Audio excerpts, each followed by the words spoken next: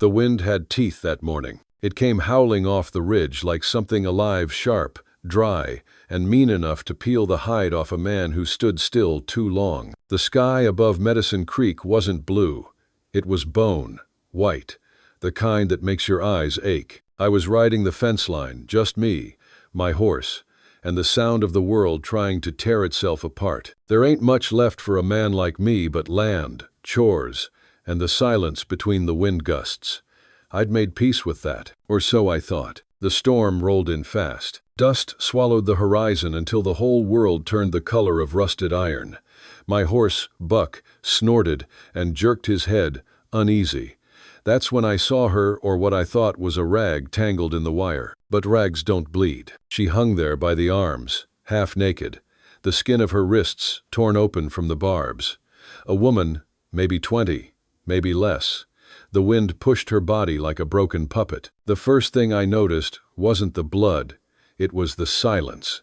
Not a scream left in her. Just the sound of rope creaking. I don't remember getting off the horse.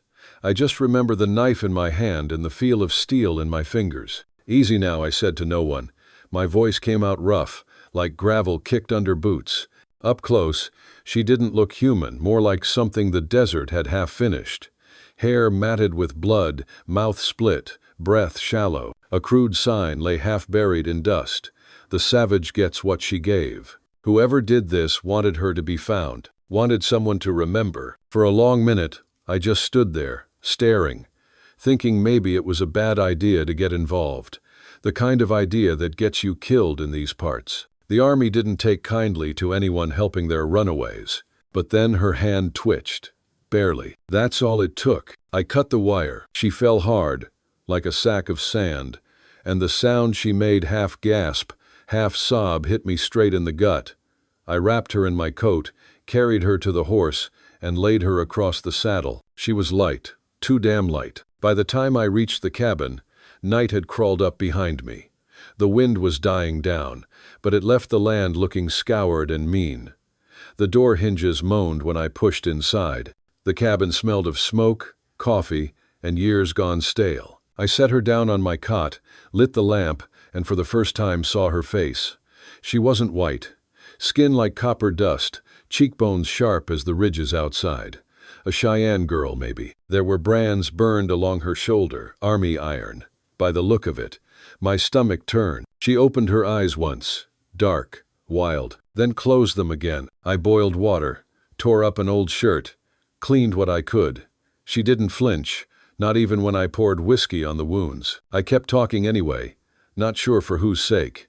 Maybe my own. You're safe here, I told her, though I wasn't sure it was true. For a long while, the only sound was wind pushing against the cabin walls. It sounded like the land was breathing slow, heavy, waiting. I used to think the war took everything that could hurt me. Turns out I was wrong. Watching her chest rise and fall, slow and fragile, felt like looking at something I wasn't supposed to touch, something sacred or cursed, maybe both. I fed the fire, sat down, stared at her till my eyes burned. And then, hell, I don't know why I said a prayer. First one in 15 years. Lord, if this is trouble, let it be the kind worth dying for. The night answered with silence. I reckon that was as close to a yes as I'd ever get. If you enjoy the story, hit that subscribe button right away.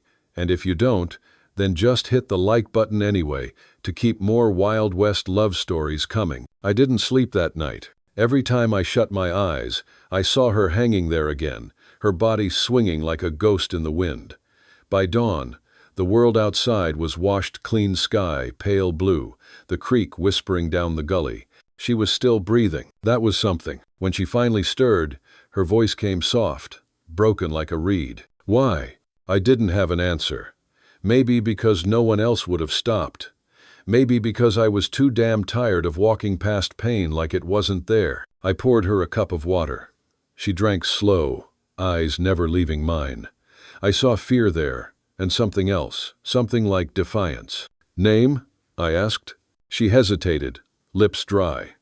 Ayanna, she whispered. The word carried a sound older than English, like wind through pine. It stuck in my mind long after she slept again. Ayanna.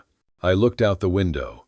The prairie rolled on forever, yellow grass, blue sky, ghosts between them, and I knew one thing for sure. Whatever peace I thought I had was gone for good. Days passed slow, like molasses sliding down a cold tin cup. The storm had stripped the world bare, left only wind and silence. Out here, silence has weight. You can feel it pressing on your ribs, reminding you how small you are. Ayana slept most of the time. When she woke, her eyes darted like a trapped animal's. I moved quiet, tried not to startle her. She'd flinch if I stepped too close, but never cried. Whatever had been done to her, tears had dried long ago. I patched fences, chopped wood, did all the little things that keep a man from thinking too much. But every time I looked at the cot, I remembered the brand on her shoulder, the mark of the same cavalry regiment I once rode with. That knowledge sat in my gut like a stone. The morning she stood up for the first time, I was mending the gate. She pushed open the door, sunlight spilling over her like she didn't belong to it yet. The wind caught her hair, tangled it across her face. "You shouldn't be up," I said. Her answer came short, clipped by pain. "You shouldn't have cut me down." I stopped hammering. "Would have been easier if I hadn't," I said. She stared at me for a long second, like she could see straight through to the ghosts crawling inside my chest. Then she turned away. By noon, she was outside, washing blood from her shirt in the creek. I watched from the porch, the hammer still in my hand. The river ran clear, catching sunlight in shards. Her reflection wavered with the current, half there, half gone. I didn't know if she'd stay, or if I even had the right to ask her to. That night, while she slept, I found her satchel. Inside were a handful of beads, a strip of leather with carvings too old for me to read, and a broken knife. The handle had a name burned into it, Taiawa. I didn't know the word, but I could tell it meant something that once mattered. Next morning, the sound of hoofbeats rolled down from the ridge. 2 riders, blue coats, cavalry. I stepped out slow, my rifle across my arm. "Mornin', mister," one called. "We're looking for a runaway. Cheyenne woman about so high." He held a wanted paper ink still wet. "You seen her?" I kept my face blank. "Ain't seen nobody but my own horse for a week." They eyed the cabin. The younger one leaned in his saddle, smirking. "You live alone?" "Mostly," I said. The older one squinted, spit tobacco into the dirt, then nudged his horse. "If you do see her, Mr. Boone, let us know. She's dangerous. Took a knife to one of ours." "Sure," I said. "If she comes round, I'll remember that." They rode off slow, dust curling behind them. I didn't move till they disappeared past the hill. Inside, Ayana was crouched by the hearth, clutching the broken knife from her bag. Her knuckles were white. "They'll come back," she whispered. "I know." She looked at me then, eyes dark and endless, like the creek at night. "You were one of them." The words cut clean. "I was," I said. "A long time ago." Silence stretched between us, heavy as the storm before thunder. She didn't speak again, but she didn't turn away either. That was something. That night, she built the fire herself, didn't ask for help. The flames danced on her skin, turning her into something carved from light and dust. I sat across the room, listening to the wood pop and crackle. After a while, she said, "In my tongue, tawa means what's mine." "Your knife," I said. She shook her head. "No, my brother." The air went still. She stared into the fire, her face unreadable. "They took him when they took me. I never found his body." I didn't know what to say. Words don't fix things like that. So I just let the silence do the talking. Sometimes silence is all a man can offer that's worth anything. After a while, she asked, "Why did you leave the soldiers?" I hesitated. "Because I got tired of fighting ghosts." "Did you kill my people?" The question hit like a hammer. I didn't answer right away. The truth was in my hands, the blood, the years, the faces I still saw when I closed my eyes. "I don't know their names," I said finally. "But yes, I reckon I did." Her gaze didn't flinch.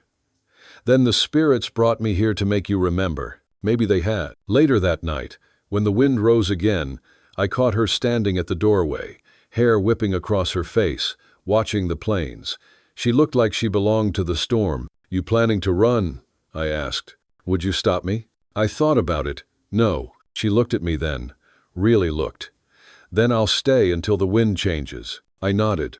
Sometimes, that's all the agreement two people need. If you like Wild West love stories or Wild West stories, drop a bunch of 1 second and your place in the comments for the Wild West Love channel. Tell me where you're listening from so I don't feel so alone out here. Morning came red and brittle. She was already outside, hanging washed clothes on the line. Her arms bore scars the sun could never fade, but her movements were steady. When she saw me, she gave a short nod, the kind a soldier gives. Another soldier. Not forgiveness, not yet, but something close to peace. And for the first time in years, I felt like I wasn't the only ghost left wandering these plains. The week turned lean and quiet. We slipped into a rhythm that didn't belong to words. Water fetched, wood split, horses brushed, wounds checked. The kind of work that makes two people move like they've known each other a long while, even if they don't. She learned my cabin the way a hawk learns wind, all by feel. The kettle whistled, she'd lift it without looking. A shutter knocked, she'd set a peg. If a board groaned, she knew which step to avoid. Sometimes I'd catch her in the doorway, palms open to the light like she was testing its weight. When she noticed me watching, she didn't blush. She just lowered her hands and went back to the fire. I rode fence and checked traps mostly, but I took the long loops, scouring for sign. Twice I found it. A bent stem where no cow passed, a boot print that cut too deep for a ranch hand, ash from a fire made with hard coal, not sage. Soldiers, or men who moved with soldier habits. Either way, the kind that don't knock before they take. On the third evening, as dusk bled gold across the grass, I saw smoke stacking thin from the far ridge. Not a cook fire, a signal. I came home slow, dust in my teeth, my hat pulled low so she wouldn't read the news before I said it. She was mending the torn hem of her shirt on the step. The needle flashed. My heart did a trick I wasn't ready for. It felt like a horse stumbling on a rock and finding its feet again. Riders, I said. How many? Can't tell. Enough. She pushed the needle into cloth, set it down. They don't ride for me alone, she said. They ride for the memory of me. I nodded. I knew something about being chased by memory. We ate in the quiet way. We had one plate passed back and forth, the spoon clicking the rim. She took smaller bites than a person ought to, not because she wanted to be dainty, because hunger had taught her the rules of rations. When we finished, she set the tin aside and looked at me over the rim of the lamplight. You wear your shame like a coat, she said. Too heavy for summer. Winter's never far out here, I said. Her mouth almost tipped into a smile, but didn't. She folded her mended shirt. Then she pulled the leather strip from her satchel and laid it on the table. Shapes cut into it caught the lampglow curves and lines like riverbeds and antelope tracks. What's it say? I asked. That a person is not what was done to them, she said. A person is what they choose next. I let that hang a while. Wind pressed against the walls and eased off, like the land practicing its breathing. I chose wrong once, I said. More than once. She didn't reach for my hand. She didn't say it wasn't my fault. She just gave me the thing this country almost never gives, a place to set the truth down without it being kicked aside. Tell me, she said. So I told her. Not all at once. In pieces. Like pulling wire from an old wound. About the march through snow that broke horses' lungs. About smoke pillars over lodges we were told were raider camps. About faces I'd only seen in firelight because I'd been a coward in daylight. About a boy with a bead thong tied to his wrist, who stared at me like I owed him the Sunday. When words ran out, I braced for the crack of judgment. None came. She tied her hair back with the leather strip and stood, the fringe of her shirt brushing her hips like grass in wind. Sometimes the land takes back a river, she said, because it was never meant to run there. I don't know where mine was meant to run, I said. Then you listen, she said, and touched her palm to the table twice, slow. To wood, to morning, to your own breath when you are not trying to be brave. I didn't know how to do that. Not yet. But I could learn. Men have learned worse things than peace. That night, coyotes sang thin along the ridge. I set a second rifle by the door and left the window latch loose. She curled on the cot with her back to the wall and a blanket over her shoulders. I took the chair. I always did. Sometime near midnight, I woke to a sound a man doesn't mistake the slow, careful shift of weight over boards outside. Not wind, not animal, human. Two maybe 3. The lamplight was snuffed. The room held its breath. "Ayanna," I whispered. She was awake already. In 2 steps, she'd slid to the shadow beside the hearth, knife in hand, the broken one. Yes, but sharp enough where it counted. I lifted the rifle and kept the barrel low, the way you do when you mean to live through what's coming. A finger found my latch. The door creaked. The moon laid a pale blade on the floorboards. A boot toe tested it, then another. A smell came with them, wet wool, horses, black powder oil. A voice, low and sure. "Don't be foolish now. Evenin', Sergeant Cray," I said into the dark. A shift. Surprise shaped itself into a small laugh. "Well, hell, Boone, I'll be. Thought I recognized your tracks. You always angled left coming out of a turn. Old habits. Old men. Old wars. What do you want?" I asked. "The girl," he said. "And a clean trail. I can leave you breathing if you've lost your taste for the country's work." Behind me, the fire hissed as a sap pocket burst in the log. I heard Ayanna move no more than a breath. "Funny," I said. "I was about to ask the same of you." He sighed. "We brought a paper to town. Signed proper. She's property of the United States, far as it goes." "She's a person," I said. "That ain't how it reads." "Maybe you're reading it upside down," I said, and fired. The shot blew the latch back into Cray's hand and slammed the door. He cussed. A second later, a muzzle flash ripped the window to my left and glass sprayed. Ayanna slid along the wall, low and silent as water. I racked the lever and put a second round into the window frame to give her cover. Footsteps thudded off the porch. Another voice barked from the yard. Horses screamed, then settled. "2 more," I said. She touched my boot with her fingertips just once, the smallest signal. I moved toward the door. She moved toward the window. I kicked the door hard and caught a shadow crossing the yard. The shadow fell like a sack. The second man fired wild and high. My ears rang cold. I rolled behind the porch post and howled a curse in a voice I hadn't used since I wore government blue. It worked. He came for the sound, not the shape. Ayanna's knife flashed from the window and bit his wrist. His pistol dropped like a dead bird. I stepped out and drove him into the dirt with the butt of my rifle. Silence came hot and quick, which is to say, not silence. The kind of quiet that listens for the next bad thing. Cray spoke from the dark. "You always were a stubborn cuss," he said. "I'm going to come back for you in daylight, with paper men." "I'll leave a lamp in the window," I said. His horse clattered off.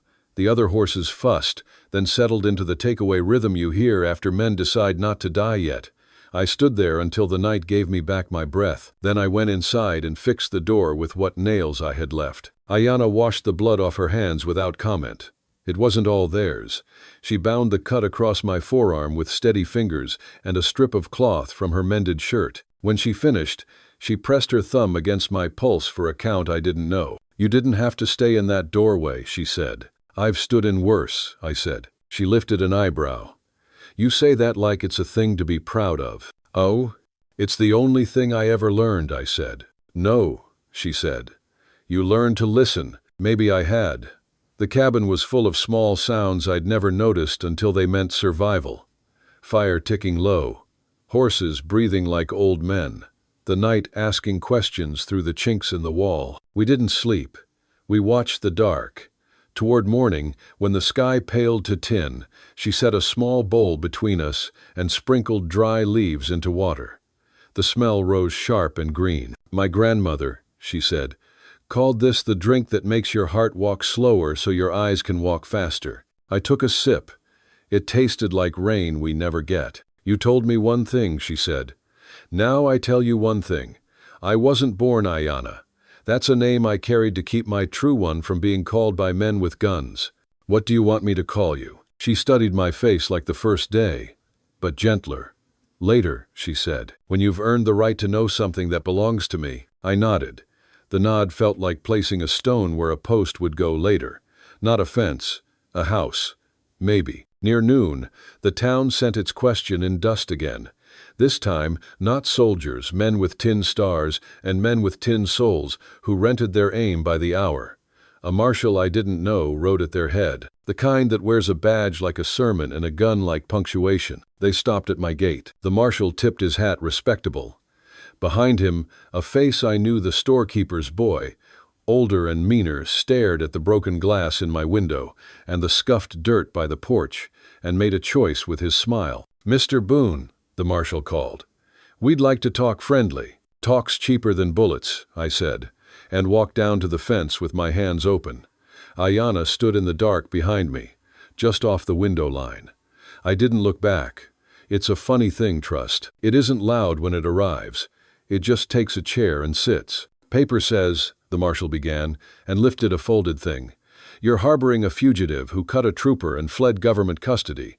We're here to collect her, without fuss if you'll allow." "What if the paper's wrong?" I asked. "Then a court can say so." I glanced at the storekeeper's boy. He shifted like a child waiting for pie he didn't earn. "She'll never see a court," I said. The marshal sighed. "I've seen you around, Boone. You pay your bill. You don't pick fights. Don't start now. Hand the girl over." I could feel the weight of the moment hinge under my boots. Behind me, the air of the cabin changed, the way a room does when a person stands. "No," I said. "She stays." The boy spat. "Figures. Always was soft on savages." I looked at the marshal. "You can come inside with 2 men.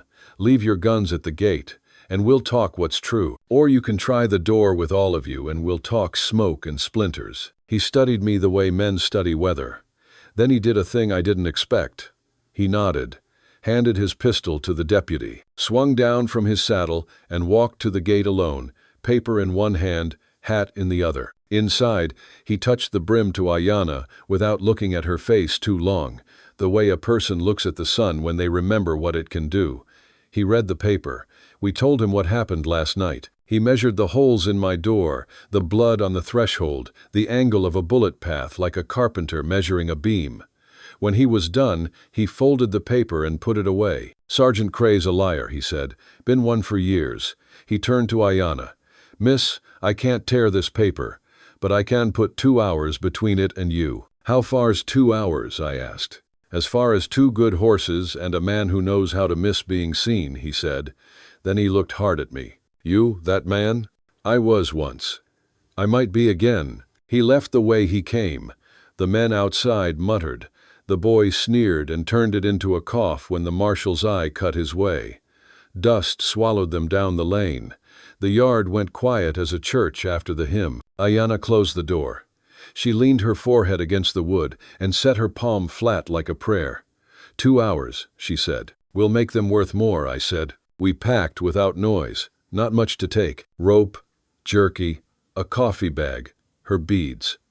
I left the photograph I never looked at, and the bottle I looked at too much.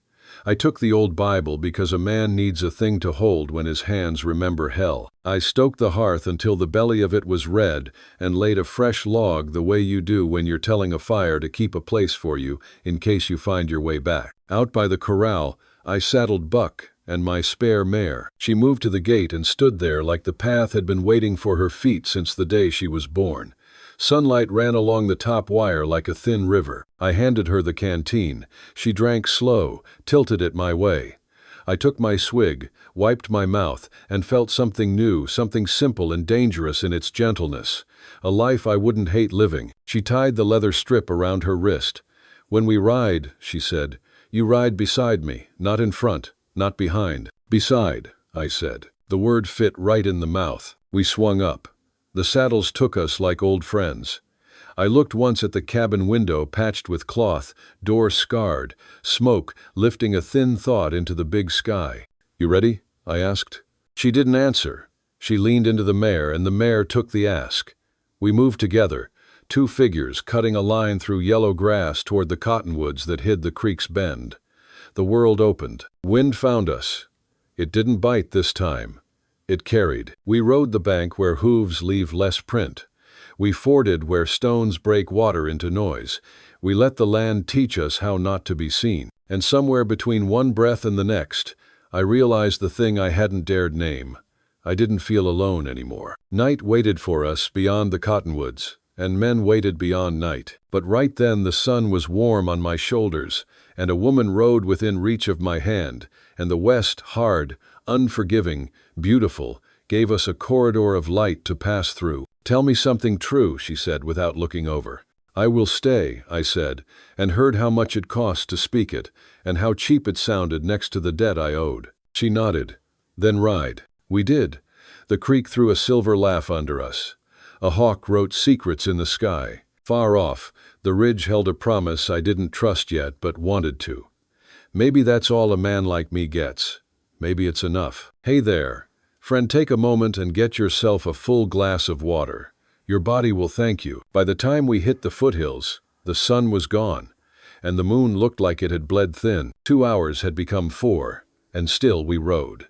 The horses were lathered, breathing hard through the dark. Every so often, Ayana would turn her head, scanning the trail behind us like she could hear ghosts in the wind. Maybe she could. We stopped by a stand of cottonwoods where the creek bent wide.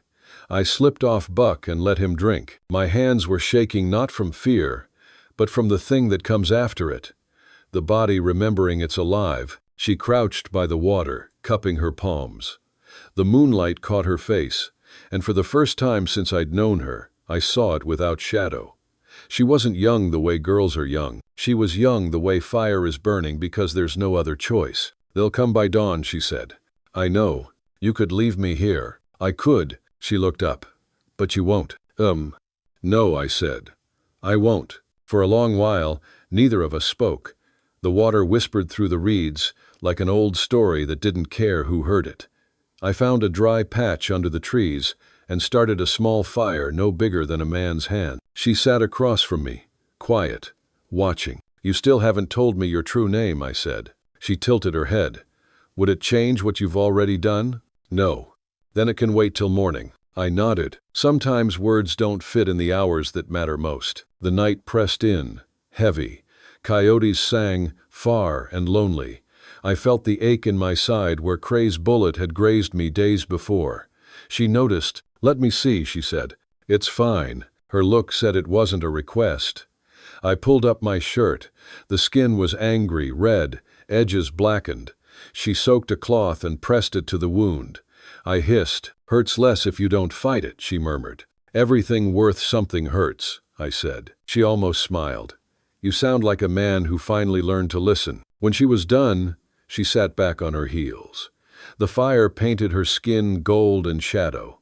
There was a silence between us that wasn't fear anymore. It was something heavier, something alive. "You asked what my name means," she said softly. "It's not Ayana. It's Minahe. It means the wind that remembers." "Minah," I repeated, and the word felt like a prayer I didn't know I'd been saying my whole life. She looked straight at me. "You remember too much," she said. "You carry your ghosts like medals. Maybe they're all I got." She shook her head. "Not anymore." The fire cracked. My hand was still on my rifle, but for once it didn't feel like protection. It felt like habit I was ready to let go of. She reached out then, slow, unafraid, and touched the scar on my knuckles. Her fingers were warm, steady. "You can stop fighting," she whispered. Maybe it was the night. Maybe it was the blood still drying on both of us. But when I took her hand, the world stopped feeling like a place I had to survive, and started feeling like one I could belong to. By dawn, the sky had turned the color of ash and rose. We packed light and crossed the ridge before the sun cleared it. The valley below was long and yellow, dotted with sage. In the distance, dust curled like smoke riders. "They're coming," I said. She didn't look back. Then we ride toward the light, not away from it. We spurred hard. The horses stretched into the run like they remembered freedom. The wind tore at my coat, filled my ears till I couldn't tell if I was hearing gunfire or thunder. A shot cracked behind us. Then another. The sound carried like lightning splitting wood. "Minah!" I shouted. She leaned low over the mare, braid whipping like black fire. "Keep right." We veered down through a gully where the creek narrowed. Stones clattered, hooves slipped, but the water gave us cover. The riders fired blind into the dust. A bullet sang past my head, close enough to clip my hat brim. I fired back once, more for warning than aim. The echo bounced through the canyon like a promise not yet decided. Then the world went wrong. Buck stumbled, pitched forward, and I hit the ground hard. My side burned. I tasted iron. Minahe was off her horse before the dust settled. "Don't move," she said, voice sharp as flint. "I'm fine," I lied. She tore cloth from her skirt, pressed it to my wound. Her hands were steady even when her eyes weren't. "They'll circle back," I gasped. "Let them," she said. The look in her eyes stopped the sky. Fierce, sacred, something older than any flag or bullet. She stood, rifle in hand, back straight, the creek shining at her feet. When the riders came into view again, she fired first. The shot rang clear, sure. One fell, another ducked. They scattered, not expecting fight from what they thought was prey. I forced myself to sit, blood thick in my throat. "You'll get yourself killed." She glanced at me, a strange calm in her face. "Then you'll have to die with me." There was no fear in it, just truth. I pulled myself to my knees, found the rifle, and took aim beside her. 2 hearts, 1 line of sight. We fired together. The last of them turned and fled into the hills. The echo faded slow, leaving only wind and our breathing. She lowered the rifle. I couldn't tell if the shaking in her hands came from exhaustion or the weight of survival. I reached for her, but my arm gave out. She caught me before I hit the ground. Her arms were small, but they held me like steel. "Stay with me," she said. "Don't let the wind take you." Her voice wavered, but her grip didn't. She laid me against the earth, pressed her forehead to mine, and whispered something in her language. Words I couldn't understand, but somehow knew meant not yet. When I woke, it was night again. The fire was burning low. My side was wrapped tight, and Minahe was sitting beside me, watching the embers like they were stars that had fallen just close enough to keep. "You came back," I croaked. She smiled, small and tired. "You're too stubborn to leave alone." "Oh." I wanted to answer, to say something worth the blood she'd spilled for me, but all I managed was a whisper. "You saved me." She shook her head. "No. You remembered me. That's what saved us both." Outside, the wind had changed. Softer now, carrying the smell of rain. I didn't know what tomorrow would bring: more soldiers, more miles, or something we hadn't yet learned to name. But for the first time since war, I wasn't afraid of waking up. If you're watching on TV, don't hesitate, grab your phone and hit subscribe to my channel so you'll never miss out on our amazing characters. We followed the water because water remembers. It keeps a map under its skin, old crossings, safe bends, places where men once laid down rifles because the sound of the current told them to. For 3 days we rode by the creek, sleeping light, waking at every shift in wind. By the 4th morning, the world's softened grass turned green again. Cottonwoods rose like sentinels. The air lost its iron taste. "Here," Minahe said, sliding from her mare where the bank rose into a small shelf of earth. "The wind stops to listen here." I tied off the horses and looked around. The bend of water was slow, clean. Stones lay like they'd been waiting to be walls. A strip of meadow stretched wide enough for fence and dream both. "We can't stay forever," I said. "No one stays forever," she answered. "We stay long enough to grow something that remembers us." So we stayed. We built with what the land allowed: cottonwood and clay, sweat and quiet. I shaped posts. She tested them with her hands until the wood gave a true note. By week's end, the cabin stood square and honest, the kind of place that didn't ask to be called home but acted like it already was. When the door swung open without complaint, she laughed for the first time. It sounded like a stone dropped into still water, small, perfect, gone too soon. At night we cooked what we had. She thickened my stew with wild roots, and I told her stories I hadn't spoken since war. She didn't answer most of them. Sometimes, silence is the only kind of mercy a man deserves. One storm rolled through hard, shaking the roof till I thought the whole thing might lift. We sat shoulder to shoulder on the floor, counting thunder. When lightning flashed, her hand found mine. Not to claim, just to steady. By morning the world smelled washed. The creek shone like a new coin. She stepped into it barefoot, water up to her calves, and said, "Cold proves you're alive." "Oh." I worked the fence, shoulders aching the good way. She moved through the house humming. Once she found my old Bible and set it by the window. "You don't read it?" she asked. "Not since the war." Then maybe it just wants the sun, she said, and left it there. Days passed like breath. We spoke less and understood more. When I poured coffee, she woke before it boiled. When she brought wood, I cleared space without being told. One evening, she handed me a small bundle wrapped in cloth. The weight was too soft to be weapon, too light to be danger. It's early, she said, but the wind told me first. Inside was a strip of blue fabric, beads, and a tiny stitched shape like a child's dream. My hands shook. Are you sure? I asked. She nodded once. I'm sure of this road. I'm sure of walking it with you. I swallowed the lump that wanted to climb my throat. Then I'll build stronger corners, I said, and carve a cradle that doesn't creak. Oh. She smiled, not the cautious kind, but the kind that forgives the past a little. Good, she said. The wind likes quiet. Later, under a thin moon, she told me of her brother Tawa, the boy whose knife she still carried. He's the wind between us, she said. When I breathe, he moves. I told her about the faces I still saw when I shut my eyes. She didn't flinch. She said, if you can remember them, you've already made peace. La.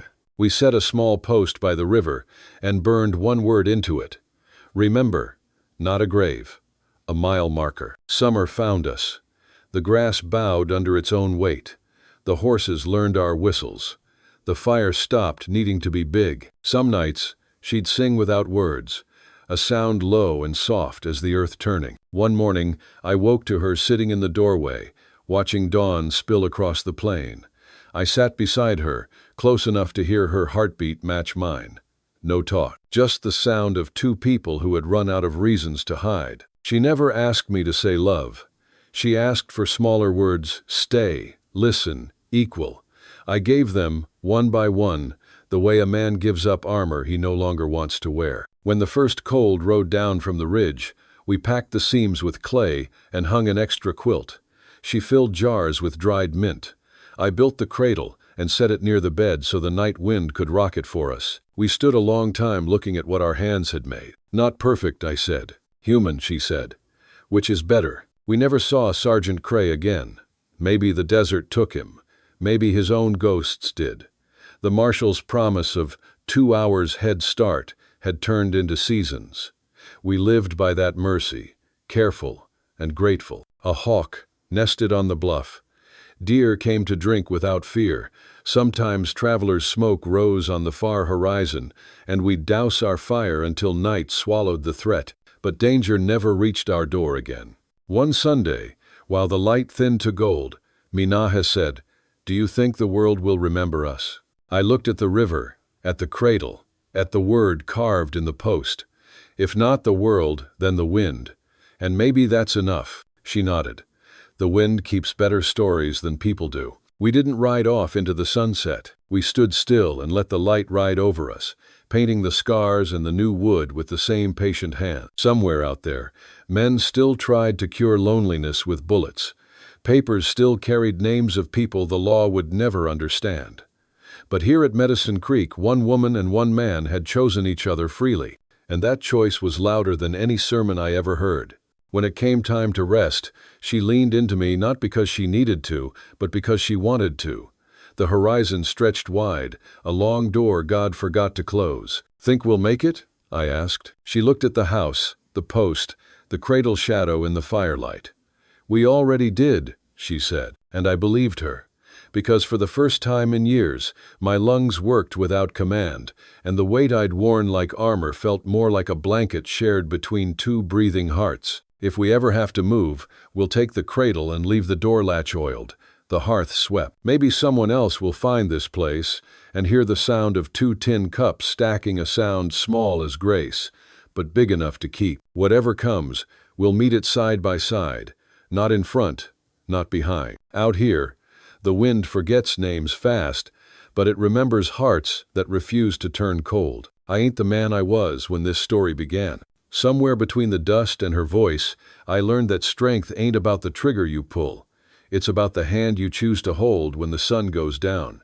And if you've made it this far, I know you're a true fan of WWL. You understand that love in the Wild West isn't a shout across the canyon, it's a quiet vow whispered over the crackle of a small fire, where two souls choose trust over fear. So I'll leave you here, friends standing at the door of that little cabin by Medicine Creek, watching the river talk to the wind and the sky open like a prayer. Because out here, endings don't close, they ride on toward the next sunrise. Today's story is about pains that seemed to have no way out until a small ray of light changed everything. Do you believe that, even in the darkest times, there's always a miracle waiting at the end of the road? And if deep down you still believe that God is watching over you, quietly arranging everything, then right now, leave a comment AMEN below this video. Because who knows, at the very moment you write it, a blessing may quietly find its way into your life.